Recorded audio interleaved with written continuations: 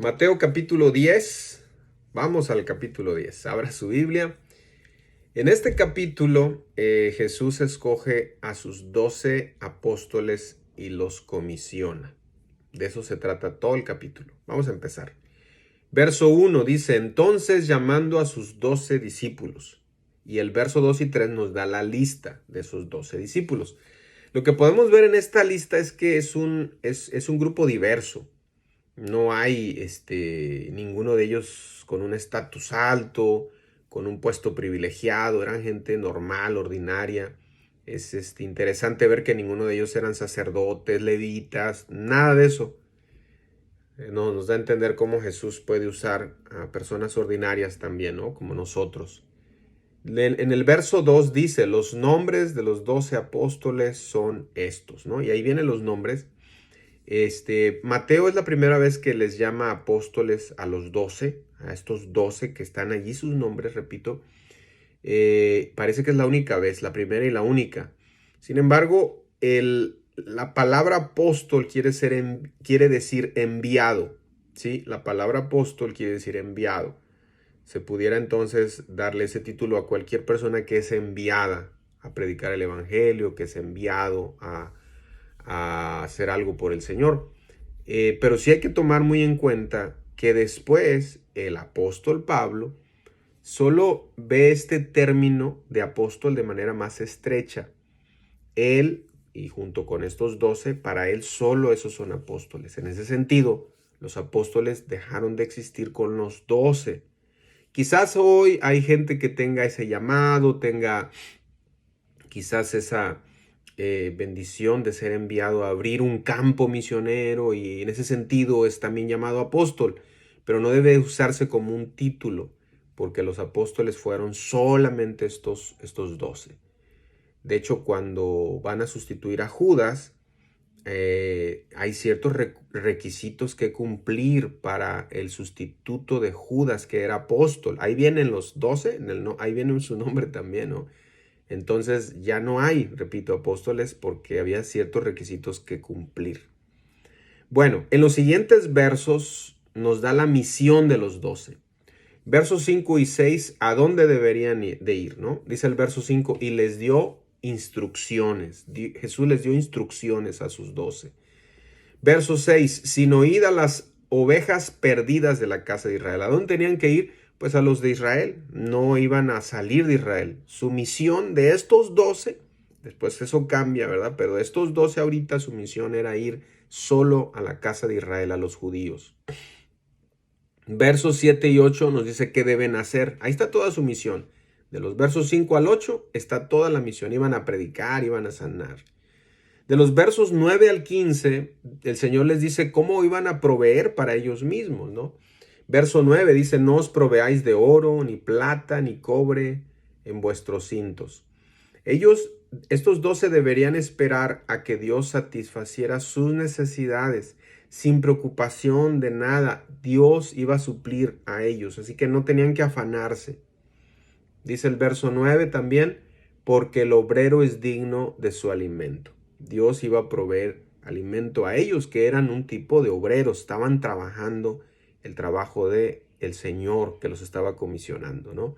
Hasta hoy en día, los que servimos a Dios predicando el evangelio, pues tenemos que estar esperando en Dios a que Él supla nuestras necesidades, ¿no? Y ahí pues menciona que estas necesidades se suplen a través de personas, ¿no? Que si alguien los recibe, entren a esa casa, porque Dios suple las necesidades a través de la gente que recibe a los discípulos, que recibe a estos apóstoles. Bueno, continuemos. Versos 16 al 25 son palabras muy duras. Si ya lo leyó, ya se dio cuenta que el Señor advirtió libremente y honestamente a sus discípulos que iban a enfrentar persecución. O sea, Jesús aquí no les dijo, no, mire, todo va a estar bonito. Si ya leyó los versos 16 al 25, usted ya se dio cuenta que Jesús fue muy, muy claro porque Jesús preparó a estos 12 para la persecución. Les dice en el verso 16, he aquí yo os envío como a ovejas en medio de lobos. ¿Quién quiere ser oveja en medio de lobos? No, esto está tremendo. Verso 18 dice, aún ante gobernadores y reyes seréis llevados por causa de mí. O sea, el Señor está confrontándoles, diciéndoles, esto viene persecución contra ustedes. De los versos 21 al 23, el alcance de esta persecución incluye a la misma familia, porque dice el 21, el hermano entregará a la muerte al hermano y al padre al hijo, y los hijos se levantarán contra los padres. Es decir, en ciertos casos el evangelio divide a las familias, ¿no? A las persecuciones más amargas a veces se llevan dentro de las familias, dentro de los hogares. El verso 21, lea el verso 21, al final dice, y los harán morir. Jesús claramente dijo que la persecución a veces resultaría en la muerte. Hoy conocemos muchas historias de cristianos que han sufrido persecución hasta ser muertos, ¿no? Muchos de nosotros tenemos la gran bendición de en realidad no pasar por una persecución tan grave como muchos de nuestros hermanos cristianos, pero el Señor lo advirtió. Vaya al verso 22, el Señor también les advierte, y seréis aborrecidos de todos por causa de mi nombre. Es decir, el Señor no les prometió una vida libre de problemas y a todos les vas a caer bien. Y no, eso está completamente equivocado. Finalmente el verso 22 termina diciendo una promesa de compromiso, ¿no? Mas el que persevere hasta el fin, este será salvo. Ahora el Señor les da una palabra también de ánimo. Vaya al verso 28. En medio de la persecución, los discípulos, los apóstoles no deben temer. Esto también es para nosotros, hermanos. Nosotros tenemos que tomar esta advertencia. No somos apóstoles, pero somos discípulos. No somos apóstoles, pero seguimos a Cristo. Y es lo mismo, es la misma advertencia para nosotros los cristianos. No siempre le vamos a caer bien a la gente. No siempre la familia va a estar conforme con lo que nosotros hacemos. Nos van a acusar de, ay, estás tanto en la iglesia y te están robando y que esto y que... Entonces es persecución.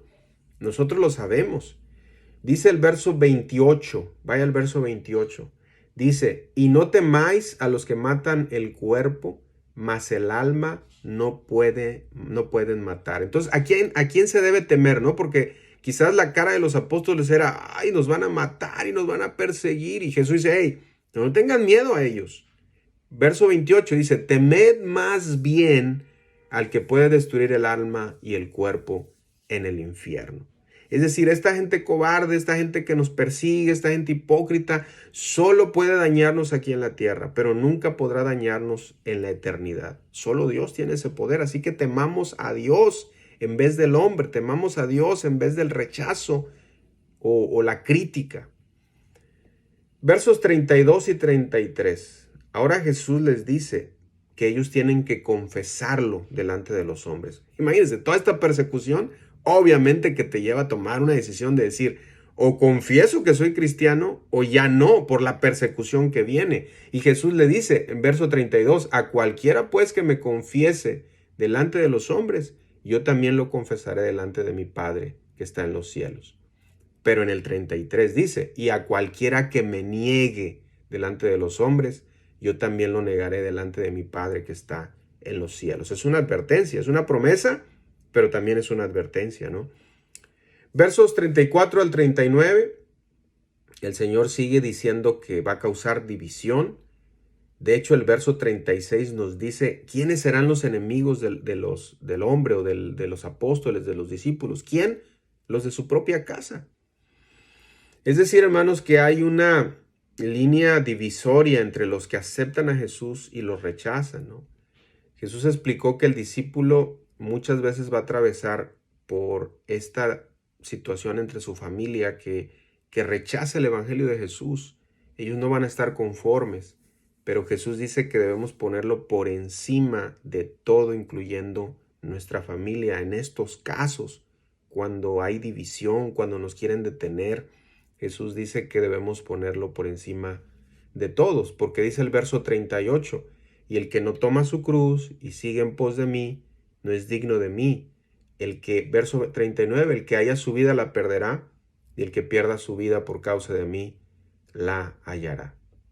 Finalmente, hermanos, una promesa que le da el Señor a los que ayuden a los apóstoles, a los que ayuden a los discípulos, y eso incluye a nosotros, a los que nos ayuden aquellos que predicamos el Evangelio. Está en los versos 40 y 42. El Señor promete recompensa para aquellos que reciben a sus discípulos. Dice el verso 40. Vaya al verso 40. El que a vosotros recibe, a mí me recibe. Y el que me recibe, y el que me recibe a mí, recibe al que me envió. Es decir, que aquel que recibe a un discípulo de Cristo está recibiendo a Cristo. Y dice el verso 42 que no se quedará sin recompensa.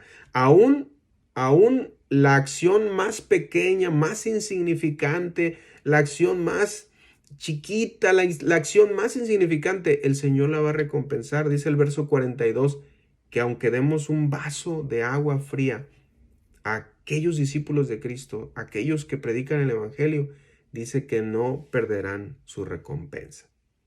Bueno, este fue el resumen del capítulo 10 de Mateo.